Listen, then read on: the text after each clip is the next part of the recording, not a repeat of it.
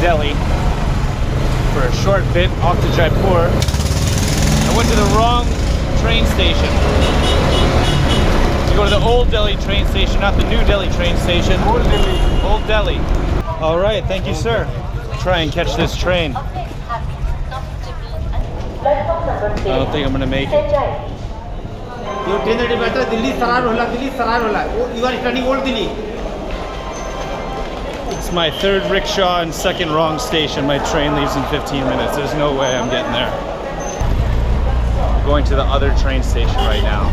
I'm not gonna make it in time. We can pray that the train is late. Well, if this is my train, I made it. Unbelievable. I have no idea if this is my train or not. I think it's my train. It's definitely not my seat. So I'm just gonna play dumb traveler. See what happens. So it turns out this isn't my train, and that wasn't my sleeper car. But this is going to Jaipur, so I think we're gonna be just fine.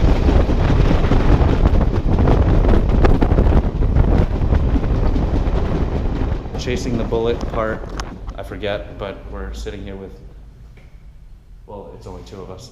Vijay Singh, Rajputana Customs. What would you say your riding style is like? Ready? Say it in one word. Fast.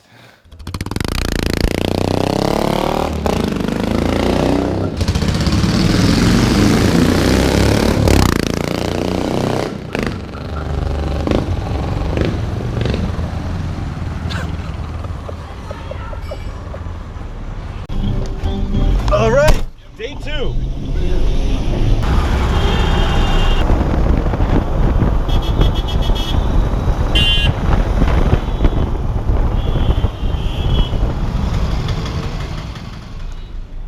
Here we are live on the set of Chasing the Bullet. Don't really know what to say right now. These cameras are making me nervous. I don't know how all these old guys do it so well. Pardon the interruption. I'm Chris, director, producer of Chasing the Bullet. I'm finally getting back to some of these behind the scenes episodes from Chasing the Bullet. I wanted to insert one of these longer format, unbroken interviews that I did with a master mechanic. This one from Jaipur. His name is Kailash G. And since I've released the film, there's been a request for some of this footage, so I'm inserting it here. You'll hear Vijay Singh off screen as well as me off screen to contextualize some of it. Vijay kind of fills me in as we go.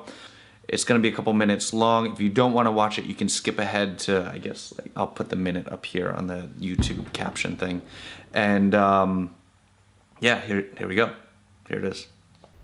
So, which Royal Enfield engines do you work on? You work on all of them? UCE, AVL, cast iron? कौन-कौन से engines पे अपन काम करते हैं Kailash ji? And अगर काम नहीं करते तो आपको सबसे बढ़िया इंजन कौन सा लगता है?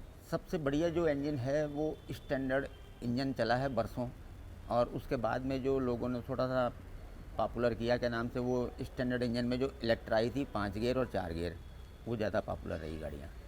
उनकी आज भी डिमांड है, जो जितने में उस टाइम नई ली थी लोगों ने उससे ज़्यादा में रीसेल हो रही उनकी, सिर्फ स्टैंडर्ड इंजन में इलेक्ट्रा की। पर आपने सब इंजनों पे काम किया? हाँ, ईवीएल वगैरह पे सब पे करा हुआ है। एंड आपको सबसे ज़्यादा प्रॉब्लमेटिक इंजन कौन सा लगता है? प्रॉब्लमेटिक सबसे दिक्कत देता हो वो कौन सा? सबसे ज़्यादा दिक्कत वाला इंजन निकला के नाम से इनका ईवीएल इंजन। उसके अंदर क्या था कि कभी भी पुश वाल्व टूट जाते हैं, कभी भी के नाम से क्रैंक बोल्ट जाती है, कभी भी गिरारियाँ ख़त्म हो जाती है। ये मेटल डिफेक्ट कि हर इंजन फेल नहीं हुआ, कुछ इंजन फेल हो गए, वो खाली मेटल डिफेक्ट की वजह से। जबकि कुछ इंजन ये 50, 60, 70, 80 हज़ार तक चले गए और साइलेंट रहे बिल्कुल। पिकअप के लिहाज से क्या नाम से बढ़िया था इंजन, एवरेज के हिसाब से बढ़िया था स्टैंडर्ड इंजन से। पर आप अगर एक इंजन चुनो तो वो कौन सा चुनोगे रॉयल एनफील्ड के अंदर? रॉयल एनफील्ड के अंदर स्टैंडर्ड इंजन में इलेक्ट्रा 5 गियर, क्योंकि हाईवे पे चलते हुए 5वें गियर की जरूरत महसूस होती है। क्रूज करना सही बात। तो spoke about all the different engines, AVL being the most difficult to work on, lots of wear and tear, Giraris, tappets, this and that. Your favorite engine to work on and why? Standard Royal Enfield 5-speed highways, you need that fifth gear. Also, it's reliable. If it's done right, it can run 80,000 to 100,000 to 200,000 without any problems. So, what are the requirements to have an engine last that long, and why do some engines not last that long? That, and then I also want to talk about the differences in the standard engine itself, the ones that were imported from England, the different weight cranks, etc. So we can take that piece by piece. Okay, so what is the first one? Why? First one, how does an engine- what is required to make? What is required of the engine of the builder to be able to last for 80,000, 100,000, 200,000 kilometers? You said if it's done right. Right. So what's required for that? आपके हिसाब से कैलाश जी अपने अगर standard engine 5 speed को 80,000 या lakh kilometre या 2 lakh kilometre बिना दिक्कत के कभी किसी को रखना हो ऐसी गाड़ी जो अपन को मतलब 100 गाड़ियों में से एक मिलती है आज की तारीख के अंदर ऐसी, तो उसके लिए क्या करना चाहिए? उसके अंदर राइडिंग भी है या इंजन की प्रिपरेशन है या दोनों है? मेन ये है कि जयपुर के अंदर मेरे खुद की रिपेयर कई हुई गाड़ियाँ कई ऐसी हैं जो 1 लाख किलोमीटर से ऊपर जा चुकी हैं, और कंपनी इंजन फिटेड भी जो है अभी रिसेंटली जो चल रहा है वो अभिषेक बना के पास में है गाड़ी, वो 1 लाख किलोमीटर पूरा कर चुकी है। मेन क्या है कि गाड़ी के लिए सबसे ज़रूरी है कि हमेशा 3,000 किलोमीटर होते ही सर्विस होनी चाहिए।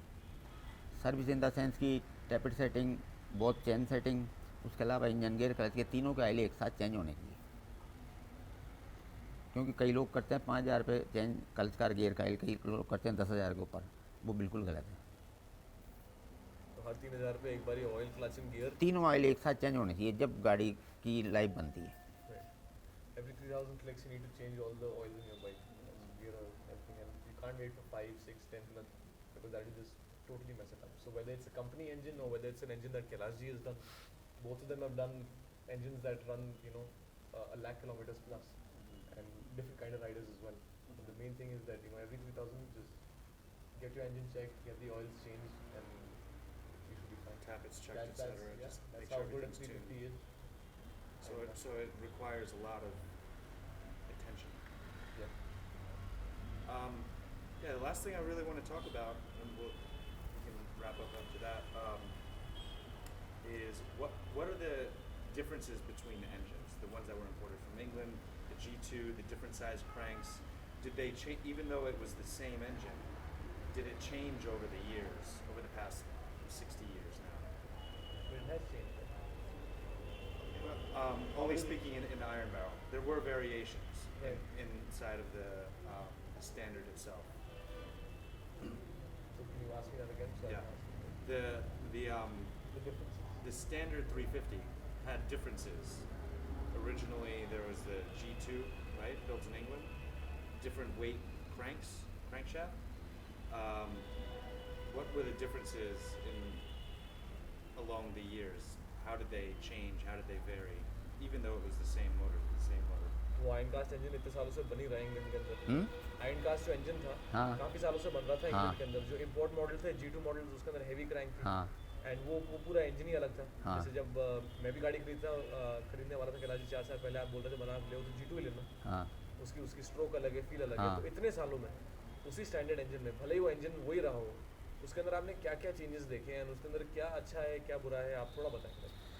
पहले टाइमिंग साइड के अंदर इसके अंदर डबल रोलर का बैरिंग दिया था कंपनी ने, जो कि इंपोर्ट हो रही थी गाड़ी, उसमें भी वही सिस्टम था, और वो सिस्टम चला था 1968 तक, और 68 के बाद में इन्होंने सिंगल रोलर का बैरिंग कर दिया राइट साइड में, तो वो कई बार क्या है खड़क जाते थे, अलग अलग कंपनी के आते थे वो 15 से 17 के बीच में। और वो जो जब ये 68 तक गाड़ियाँ आई थी उनमें कभी भी क्रैंक के अंदर कोई शिकायत नहीं आई। कोलैबोरेशन ख़त्म होने के बाद में कई गाड़ियों में शिकायत आई कि बिगिन का जो बुश है उसकी लेयर ख़त्म हो जाती थी, और उसके बाद क्रैंक ख़त्म, और फिर उसके बाद इंजन खुला हो पूरा, जबकि पहले वाले बुशों में ये दिक्कत कभी नहीं आई थी। और पहले पुराने टाइम में तो क्या कि ब्रास के बुश आया करते थे गन मेटल के बिगिन में, बाद में उन्होंने वाइट मेटल के दे दिए। और ये G2 सीरीज की बात हुई। G2 के अंदर जो है वो गन मेटल का बुश आया था अच्छा, बिगिन में। राइट। फिर उसके बाद वाइट मेटल डाल दिया। उसके बाद वाइट मेटल डाल दिया उन्होंने। एंड और कितने चेंज हुए कलाजी इंजन के अंदर तब से अभी तक? इंजन के अंदर जैसे शुरू में मैग्नेट सिस्टम हुआ करती थी, मैग्नेट डायनो था, उसके बाद में क्या नाम से इन्होंने इसको डेल्को सिस्टम बनाया 6 वोल्ट पे, फिर उसके बाद इसको 12 वोल्ट में कन्वर्ट कर दिया। अब आज की तारीख में क्या नाम से जो है डेल को ख़त्म करके, मतलब पॉइंट सिस्टम ख़त्म करके उसको जो है इलेक्ट्रॉनिक कर दिया, जिसको इलेक्ट्रा बोलते हैं क्या नाम से। हालांकि डेल को सिस्टम गाड़ियों में अगर पॉइंट लूकस का होता था तो उसके अंदर कोई दिक्कत नहीं आती थी, लोकल पॉइंट पे आती थी दिक्कत। गर्मा जाना, साइलेंसर नीला कर देना, सीज हो जाना। वो क्या होता था कि फाइबर जो रेगुलर चलता है केम के ऊपर, लोकल फाइबर गैप कम हो जाता था उसके अंदर, तो टाइमिंग रिटायर हो जाता था इसका, उसके चक्कर में कई डिफेक्ट आते थे। जबकि लूकस के पॉइंट में दिक्कत नहीं आती। शुरू में जब गाड़ियाँ आ रही थी क्या नाम से कोलैबोरेशन में, उस टाइम पे ज़्यादातर इलेक्ट्रॉनिक आइटम लूकस कंपनी के आए थे। अब आते हैं मिंडा के आते हैं मतलब। अब मिंडा के आने लग गए। और क्या चेंजेस देखेंगे कलाजी आपने इंजन के अंदर तब से अब तक में, परफॉर्मेंस में, राइडिंग में, फील में, दिक्कतों में, कैसे भी? पहले तो ये था जी, जैसे पुश वाल वगैरह है वो भी क्या नाम से गन मेटल के आते थे, वाल गाइड भी गन मेटल के आया करते थे। पुश वाल जो है वो 2 पीस में आया करता था, और गन मेटल के जो गाइड होते थे क्या नाम से पुश वाल के अंदर, हेड के अंदर, वो क्या है कि साउंड एब्जॉर्ब करते हैं, मेटलिक साउंड नहीं देते। वो कास्ट आयरन के जो गाइड हैं वो थोड़ा मेटलिक साउंड देते हैं। Got some pretty sweet details. Oh, that does not look good. That is what you call a blowout. Do you have a jack? Just fine. So for me, riding a Royal Enfield is it's a very serene experience. You know, I mean, it could calm the most aggressive rider down because you touch that gas and it doesn't immediately take off. You clamp on the brakes, it doesn't immediately stop, and you don't want to, you know, point the nose into a corner at high speed on a Royal Enfield. So yeah, I mean, it's a very calming, and what's the word that I used? It's a very, I can't remember. I don't know what I said. For the Royal Enfield, right? You caught a bit of that earlier? Yeah. Okay. So, serene experience. That's what it is. Riding an old Royal Enfield is a serene experience.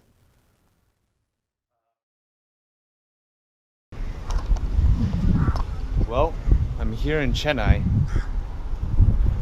It's a very interesting thing about India. Every single place is very different. Traffic is different, the people look different, the city looks different, the rickshaws look different. It's pretty exciting, except for this heat. It is really, really hot.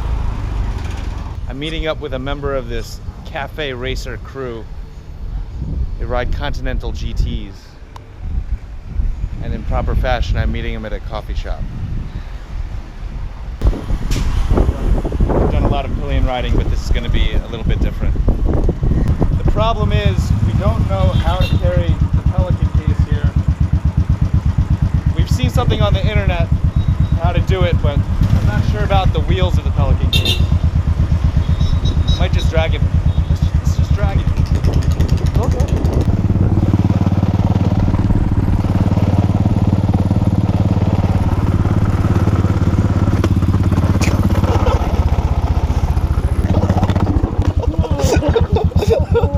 Sorry, man. Hold on. All right, good to go. Almost lost it.